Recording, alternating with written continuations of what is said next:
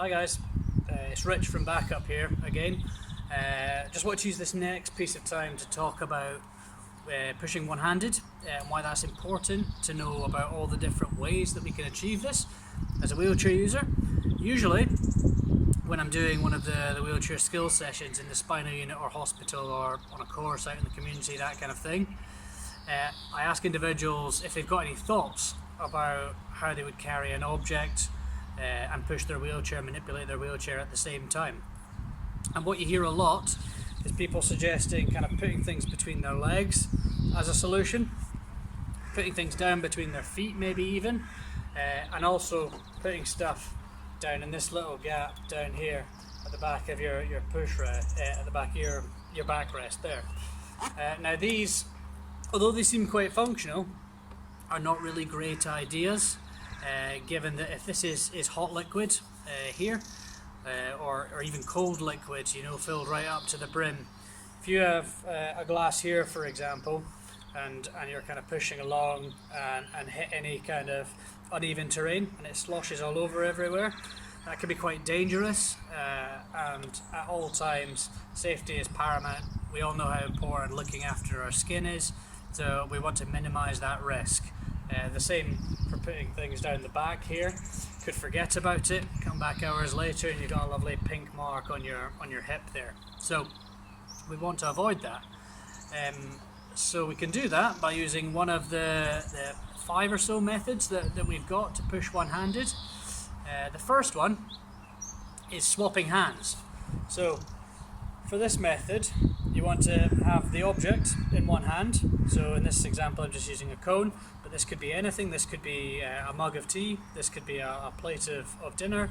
It could be anything, a rucksack, that kind of thing. So for this one, what we're wanting to do, the first method, is, as I say, I'll just sort my arms out. So the first one we would use is the elbow or forearm. For this method, what we're wanting to do is adopt a normal pushing position with our free hand, and with our alternate hand we want to lock our elbow onto the tire there. If you don't feel comfortable with your elbow and maybe have a bit more flex over to one side, you could use your forearm. Forearm's quite good because it's quite a big surface area there on the top of the tire, so it allows you a lot of control. So you want to push with one hand normally, and you want to push simultaneously with the other elbow or forearm, concentrating on keeping that cup nice and level as you push along. Okay, so that's the first one, and it's quite a useful one because you can use it to start into the other 4 as well.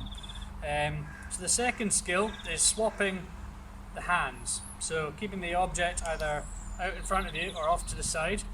You want to push with your free hand and then swap the object into the other hand and then push with your free hand. So always pushing with your free hand, swapping the object between the 2 hands. So to demonstrate that from the bottom,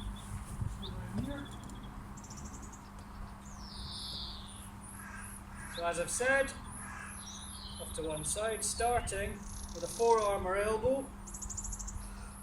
and pushing, maintaining a straight course the entire time. Okay, so far we've covered forearm and elbow, which you can do continuously or just use it to start one of the other skills, and swapping the hands. Next, we can also use reaching over. So I like to call it the seat belt technique because your arm comes across a bit like a seat belt. So with this one, keeping the object in the same hand at all times, you're pushing on one side with your free hand and then moving your free hand over to push on the other side. So that one looks a little bit like this. So again, starting with our elbow or forearm, just push and then push with the right hand, push with the left hand. Push with the right hand, push with the left hand, all the way across like that. Alright, so that's number 3.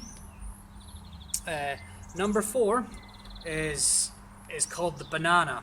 It's called such because you kind of make a banana type shape over and over as you go across the area. So what you're looking to do for this one is push twice on your free hand push rim. So once, twice, and then you're wanting to brake ever so slightly so that your chair straightens up. So you'll push twice, you'll start to curve, and then you brake to straighten up the wheelchair. Now this one is a lot easier in open space, not ideal for kind of confined spaces. Each of these different techniques has their own merits, and it all depends on the individual as well. There's no one size fits all solution for anything disability, so it's about what works for you as an individual and the environment that you're in. So the banana push, to simulate, starting down here. So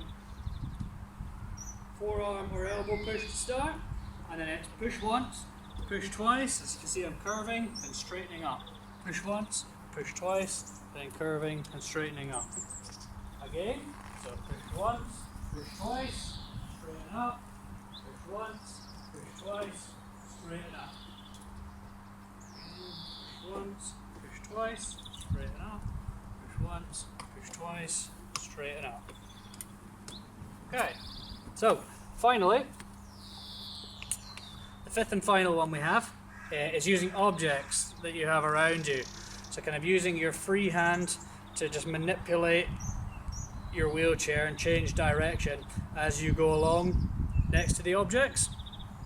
So for example, I would come from this side and I would do a forearm or elbow push to get started, and then use the objects that are around me. So push, and I can use the objects that are around just to kind of pull myself along as I go. Okay, so again, forearm or elbow push to start, push, and use the bench to push along,